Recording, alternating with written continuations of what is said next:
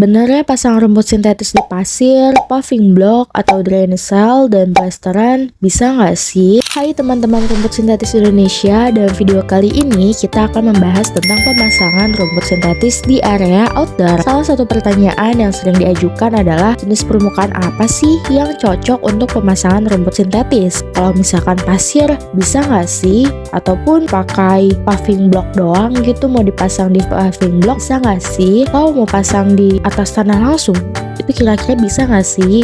Nah, kali ini kita akan membahas kelebihan dan kekurangan dari beberapa jenis permukaan yang sering digunakan. Yuk simak penjelasannya. Yang pertama itu kita bakalan mengulik mengenai pemasangan memakai pasir nih. Untuk memakai pasir ini, kelebihannya adalah pasir dapat menyerap air dengan cepat sehingga air tidak menggenang di atas rumput sintetisnya. Jadi langsung turun ke bawah diserap oleh pasir kalau lahannya pasir gitu. Dan untuk penyambungannya bisa menggunakan karpet talang. Tetapi kekurangan dari pasir ini adalah rumput sintetis yang disambung terlihat sambungannya jadi kurang rapi kalau pakai pasir, dan juga pasir dapat bergerak dan berubah-ubah bentuk seiring waktu, jadi dia itu nggak bisa dilem menyeluruh backingnya, atau maksudnya tuh nggak bisa rapat kalau di pasir, dilemnya agak susah gitu teman-teman, mungkin jadi kayak semi permanen. Dan yang kedua, pemasangan di plesteran. Nah, kalau pemasangan di plesteran ini permukaan yang halus dan rata, tahan lama dan memerlukan sedikit perawatan kalau di plesteran. Kelebihannya, tetapi pastikan plesteran tersedia jalur pembuangan airnya. Untuk pemasangan pakai plester, sambungannya itu tidak terlihat, dan jika lahan plesteran permukaan miring, pembuangan airnya lebih cepat, sedangkan permukaannya lurus, pembuangan airnya sedikit lama gitu teman-teman. Dan kalau misalkan permukaan lahannya lurus, yang kamu miliki itu lurus, pembuangan airnya lebih baik pakai drainasal sih, karena supaya air yang mengalir itu seperti air hujan langsung cepat gitu. Kalau permukaannya lurus, pembuangan airnya tuh permukaannya tuh lurus, itu aku rekomendasiin pakai lagi drainasal. Tapi kalau misalkan permukaan plesterannya itu udah miring ke saluran pembuangan air, itu udah cukup kok, gak pakai drainasal juga aman.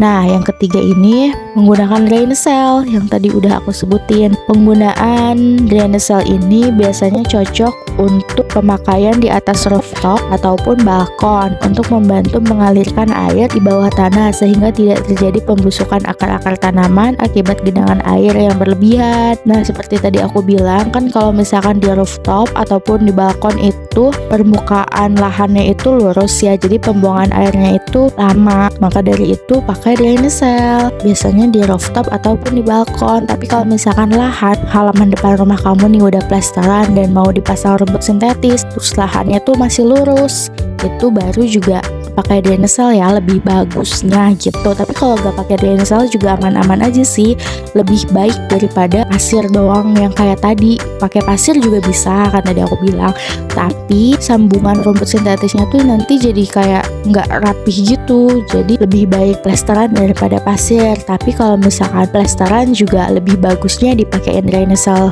lagi kalau permukaan lahannya itu lurus, tidak miring ke saluran pembuangan air. Nah, yang terakhir ini menggunakan paving block. Nah, jika pakai paving block sudah tersedia tali air ya, atau lubang pembuangan airnya. Pemasangan di paving block ini permanen dan semi permanen, sehingga pemasangannya lebih simpel dan mudah. Nih, kalau misalkan di paving block ini dia udah ada kayak sistem drainasenya ya, baik gitu. Jadi di sela-sela paving block atau paving block sendiri kan mempunyai pori-pori resapan air ya, jadi bisa aja mau langsung pasang di atas paving block itu bisa teman-teman, langsung dipasang paving block tanpa perlu drainasal, itu bisa. Tapi kekurangan dari paving block ini permukaannya yang keras, mungkin tidak ideal untuk area bermain atau area dengan trafik tinggi gitu kan. Kalau paving block itu kan keras ya, jadi kalau misalkan jatuh di bawah rumput sintetis terus yang bawahnya itu paving block atau plesteran, itu pasti lumayan sakit dan nyeri gitu. Jadi kalau misalkan mau untuk area bermain anak sih, aku lebih merekomendasikan pakai Drainasal, karena Drainasal itu walaupun jatuh jadi lentur, jadi nggak terlalu sakit, karena Drainasal itu plastik, jadi nggak terlalu tajam kayak plesteran ataupun paving block gitu teman-teman. Tapi penting juga untuk memilih rumput sintetis yang berkualitas baik ya,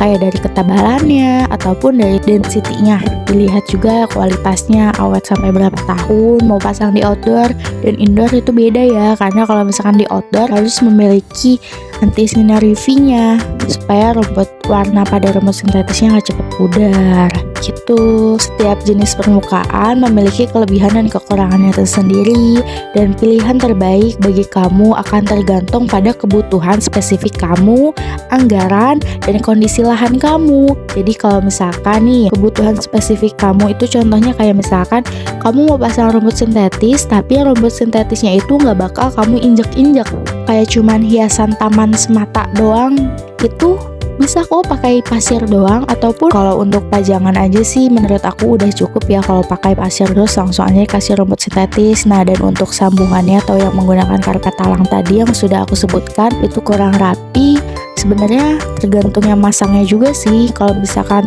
yang masang ataupun ya yang masangnya itu bisa dan mengetahui trik and trik cara pasang rumput sintetis di karpet talang, rapi-rapi aja. Tapi yang bikin gak rapi di pasir itu kayak ngegeser-geser gitu kalau misalkan dipakai bermain atau lari-larian, terus pemasangannya di atas pasir, nah bisa geser-geser kan, hasil jadi jelek pemasangannya gitu. Jadi kalau misalkan untuk hiasan doang itu bisa kok di atas pasir. Mungkin untuk video kali ini cukup sampai di sini aja kali ya.